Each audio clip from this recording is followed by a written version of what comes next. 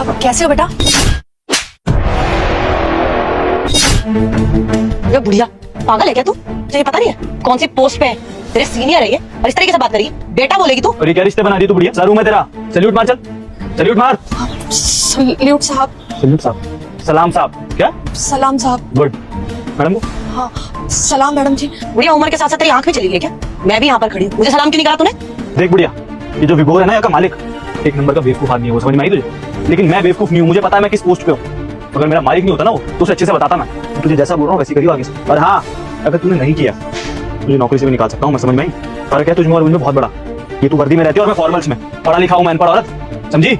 सनी धमकी क्या दे रहे हो? मैं तो कह रही हूँ निकाल ही तो इसे नौकरी से। अरे तुम्हारी इतनी चलती है तो अपने बॉस को बोलोगे ना, ऐसे ऐसे नौकरी से बाहर निकल जाएगी। जानते क्या कर सकता हूँ बुढ़िया तेरी तो। विभोर बेटा। सर वो सरसर वाली चापलूसी छोड़, पहले इस बात का जवाब दे कि इतनी हिम्मत कैसे हो गई कि तू कमला आंटी पर हाथ उठा रहा था? हाँ, इनसे बदतमीजी कर रहा था। सर मैं बता रहा हूँ सर, 2 कौड़ी के मामूली मैनेजर फिर में इतना घमंड आ गया तो लोगों को नीचा दिखाता फिरेगा, वो भी इनको। जानते हैं इनके लिए मेरी नजरों में क्या रिस्पेक्ट है? इनको मैं अपनी माँ जैसा मानता हूँ।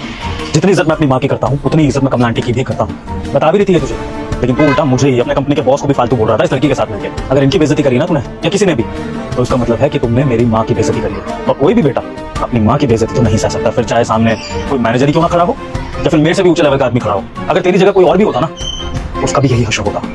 मैनेजर के बच्चे, तेरा मैं हिसाब कर रहा हूँ, तेरी सैलरी तेरे को भेज रहा हूँ मैं।